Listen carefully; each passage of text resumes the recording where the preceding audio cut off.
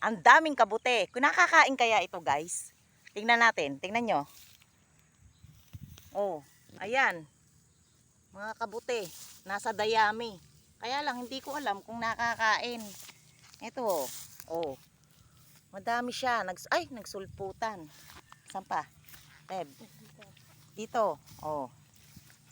Ito. Puro nasa dayami. Nandito kasi kami sa gitna ng bukid ni Reb. Tinitingnan namin tong mga kabuting tumubo. Nakakain kaya siya? Sana hindi lason. Pero syempre, hindi muna namin kukunin. Kasi hindi naman namin alam kung nakakain to eh. Ayun pa.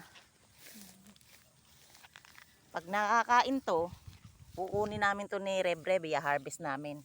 Kasi yan, dito lang naman sa bukid to eh. Sa dayami eh. Oh. Ayan, nahanap-hanap namin dito. Ito pa, Reb. Dami dito. Nandito kami sa bukid oh. Oh. Ayun, doon lang sa amin. Sa mga punong malalaking iyon.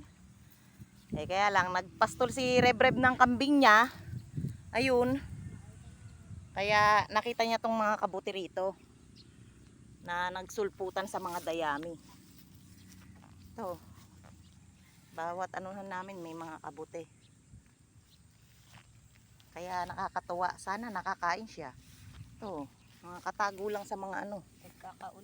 Pagkakaulan. Sulputan. Ang tindi na ng sikat ng araw dito. Init. Rev. Shout out, Rev. Ayan. Babalik muna kami doon at mainit na. Kami na sa gitna ng kabukiran ni Reb. Hindi siya nakasama kahapon eh. Wala kasi yung papa niya umalis.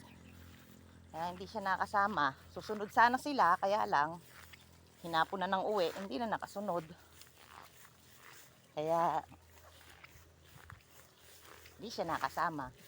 Makakatuyo tayo ng damit, Reb. Sumikat na araw. Sumikat na araw eh. Sobrang init na.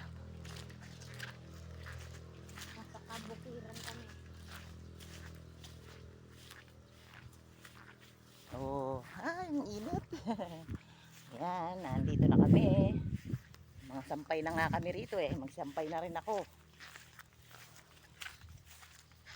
Ang init. Hello, Marley. Oy, ayun, nagtabas kami ng ano rin, ng kapatid ko.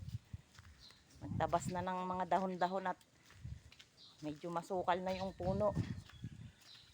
Mga ano na. Marley.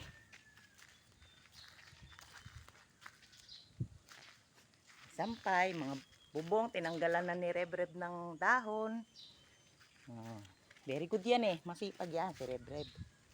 Halika Reb, dalawa lang uli kami rito. Ni Reb, kami lang uli. Nilinis niya ang ating service, kaya ayan, hawak ko na naman ng bit. Kaya dito lang muna uli kami, pahinga. No, Reb? Thank you po. Magandang buhay.